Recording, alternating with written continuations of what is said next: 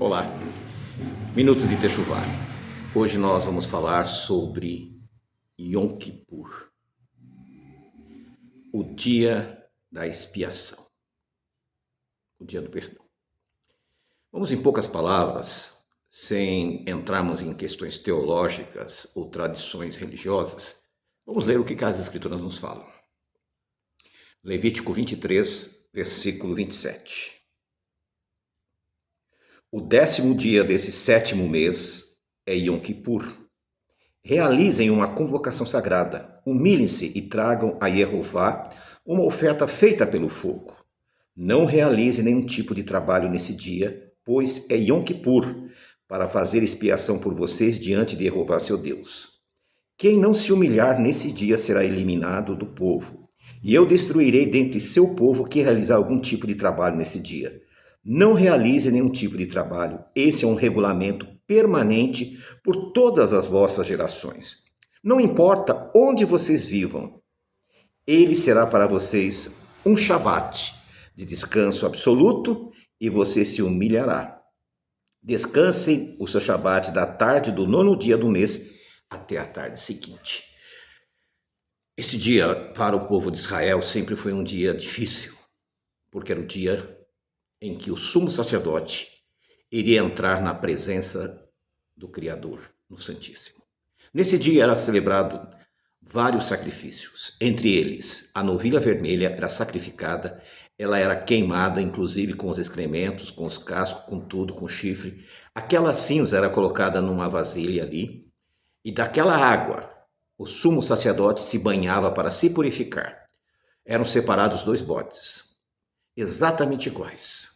E esses 2 bodes eram colocados diante do sumo sacerdote. O sumo sacerdote colocaria as mãos sobre a cabeça, sobre o chifre, a cabeça de um dos bodes, e simbolicamente iria passar o pecado da nação. Por outro lado, o outro bode seria sacrificado. E o sangue daquele bode seria colocado nas pontas do altar, nas 4 pontas, e o sangue seria espargido à direita no Santíssimo. Só era permitido entrar no Santíssimo uma vez no ano. E toda a nação ficava ali ansiosa, esperando a saída do sumo sacerdote. Muitas lendas e tradições falam sobre esse dia. Não vamos entrar nesse aspecto. Da mesma forma que o cordeiro pascal era morto às 15 horas, João Batista diz: eis o cordeiro de Deus que tira o pecado do mundo. Nós vemos aqui 2 simbologias interessantíssimas. O bode sacrificado e o seu sangue espargido na arca. O cordeiro sacrificado. E Yeshua veio e cumpriu esses mandamentos.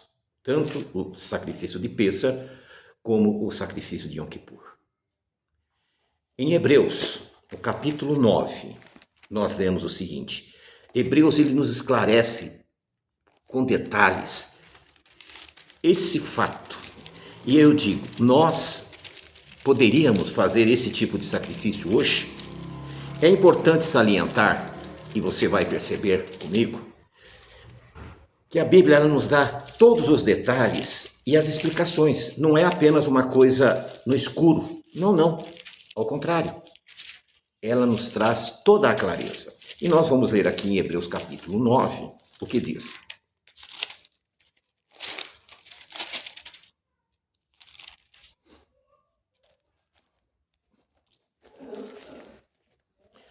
Capítulo 9, versículo 1. Ora, a primeira aliança possuía regras relativas à adoração em um lugar sagrado aqui na terra.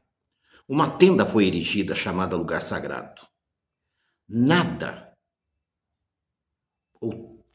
havia para ser feito em outro local. Tudo teria que ser feito ali. E aqui no capítulo 9 ele vai descrevendo. Eu sugiro que você leia, para não ficar muito longo o vídeo.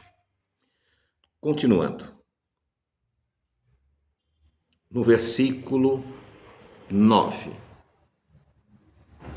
Isso simboliza a era presente e indica que a consciência da pessoa que desempenha o serviço não pode ser alcançada pelas ofertas e sacrifícios realizados, porque essas práticas envolviam apenas comidas, bebidas e diversos tipos de lavagens cerimoniais, regra concernentes à vida exterior. impostas até o tempo em que Deus reformulasse toda essa estrutura. Então aqui Hebreus especifica que tudo aquilo era um simbolismo. Mas Deus iria reformular esse sistema, reformular esse tipo de sacrifício. Quando o Messias apareceu como Cohen Gadol, sumo sacerdote das coisas boas que já estão acontecendo, então por meio da tenda maior e perfeita, não criada pelos homens, isto é, não pertence a esse mundo, ele entrou no lugar sagrado de uma vez por todas. A partir do momento que ele se ofereceu como sacrifício, ele entrou no Santíssimo de uma vez por todas. Não precisaria mais, ano a ano, se repetir tudo aquilo e fazer tudo aquilo. Não, de uma vez por todas. Ele o fez não por meio de sangue de bodes ou de bezerros, mas pelo seu próprio sangue, libertando dessa forma seu povo para sempre.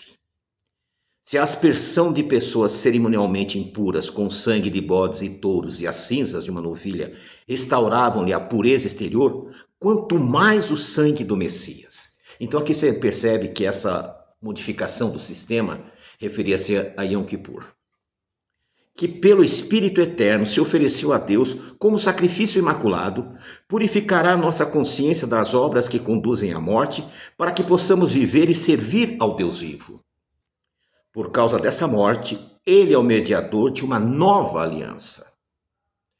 Jeremias 31:31. Eis que faço uma nova aliança com a casa de Israel e com a casa de Judá. Visto que sua morte liberta as pessoas das transgressões cometidas sob a primeira aliança, os que têm sido chamados para receber a prometida herança eterna. No caso de um testamento, é necessário que se apresente evidências da morte de quem o fez, porque o testamento só tem efeito em caso de morte. Ele jamais vigorará enquanto a pessoa estiver viva. Esta é a razão pela qual a primeira aliança também foi inaugurada com sangue. Depois de Moshe ter anunciado cada mandamento da Torá a todo o povo, ele pegou sangue de bezerros, água e usou lã escarlate e isopo para aspergir o rolo, e todo mundo dizia: este é o sangue da aliança que Deus ordenou. Da mesma forma, aspergiu o sangue à tenda e todos os utensílios de suas cerimônias. Pois, segundo a Torá, quase todas as coisas são purificadas com o sangue. De fato, sem derramamento de sangue não há perdão de pecados. Portanto, é essa a razão pela qual as cópias das coisas celestiais deveriam ser purificadas. Mas as próprias coisas celestiais requerem sacrifícios superiores a esses, porque o Messias entrou no lugar santo, que não foi feito por seres humanos, mera cópia do verdadeiro. Ele entrou no próprio céu para se apresentar agora a nosso favor na presença de Deus. Além disso, ele não entrou no céu para oferecer a si mesmo repetidamente, como o Cohen Gadol, o sumo sacerdote, que entra no lugar santo ano após ano com sangue alheio. Se assim fosse, ele teria que sofrer muitas mortes, desde a fundação do universo. Mas agora ele se apareceu uma vez no fim dos tempos, a fim de eliminar o pecado mediante o sacrifício de si mesmo. Da mesma forma que os seres humanos devem morrer uma vez e depois disso vem o juízo, também o Messias, tendo sido oferecido uma única vez pelos pecados do mundo, aparecerá a segunda vez, não para lidar com o pecado, mas para libertar aqueles que esperam ansiosamente a sua vinda. Nós temos aqui a clara explicação. Yom Kippur encerrou justamente no Calvário, da mesma forma que o Cordeiro de Pêssar.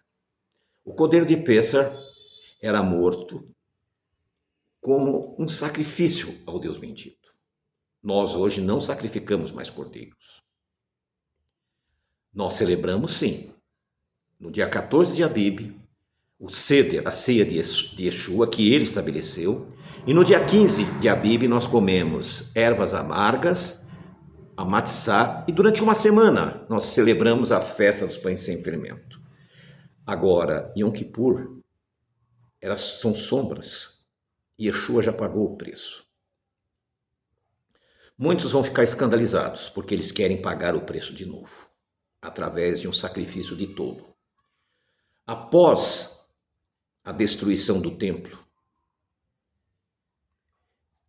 por Nabucodonosor, a primeira coisa que eles fizeram, os seus soldados foram entrar e correr para o Santíssimo para pegar a arca. Eles achavam que a arca tinha alguma coisa especial. Quando entraram no Santíssimo, não tinha mais nada. Pouco tempo antes, Jeremias e outros sacerdotes esconderam a arca. E essa arca está oculta até hoje. Se não há arca, não há o compartimento santo, não tem como celebrar Yom Kippur. Na volta do exílio, na reconstrução do templo, não havia mais o compartimento do Santíssimo. Nunca mais foi feita a cerimônia da novilha vermelha. Nunca mais foi feita a cerimônia dos 2 bodes. Em seu lugar, os sacerdotes e depois os rabinos criaram um jejum de 25 horas, acreditando que se sacrificasse a carne, o espírito iria ficar vivificado. Toda vez que você tenta jejuar para obter o perdão, você está sacrificando o Cordeiro de Deus. Ele já fez isso por você. Yom Kippur é o Shabat, sem sombra de dúvidas. Porém, não é um dia de tristeza, não é um dia de melancolia, não é um dia de sofrimento. É um dia de gratidão pelo grande sacrifício feito por Yeshua ao dar sua vida e entrar na presença do Pai, no Santíssimo. Muitos discordam, muitos querem trazer de volta o que já foi deixado de lado. Há pelo menos 2.500 anos, o Santíssimo aqui na Terra não existe mais.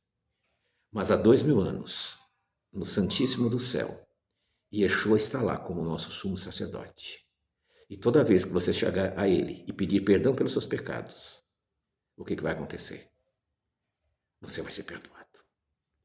Não por sangue de bodes, de cordeiros, nem por sacrifício de tolo, mas pelo Espírito nós somos vivificados e através do sacrifício de Yeshua nós somos perdoados. Se você tiver dúvidas, entre em contato, vamos tentar te ajudar. Se você achou que esse vídeo fez algum bem para você, te esclareceu, curta, coloque seu comentário. Se você achou que é um absurdo, que você não concordou, coloque seu comentário. Se você já é inscrito, eu agradeço. Compartilhe com os amigos. Se você não é inscrito, se inscreva, não custa nada e vai ajudar que ele alcance muitas vidas, como alcançou a sua. Shalom. Que o Eterno visite você nesse dia.